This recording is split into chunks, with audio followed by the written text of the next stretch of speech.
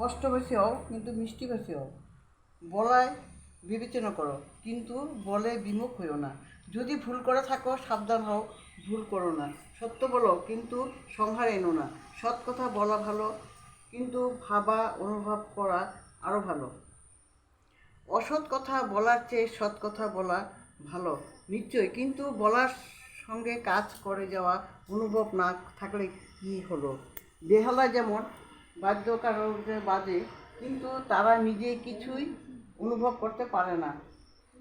যে অনুভূতি খুব গল্প করে অথচ তার লক্ষণ প্রকাশ হয় না, তার কতগুলি কল্পনা মাত্র, তার কথাগুলি কল্পনা মাত্র বা আড়ম্বর। যত ডুববে তত বেমালুম হবে। যেমন ডালিম পাকলে ফেটে যায়, তোমার অন্তরে সদ্ভাব পাকলে আপনি ফেটে যাবে, তোমার মুখে তা প্রকাশ করতে হবে না।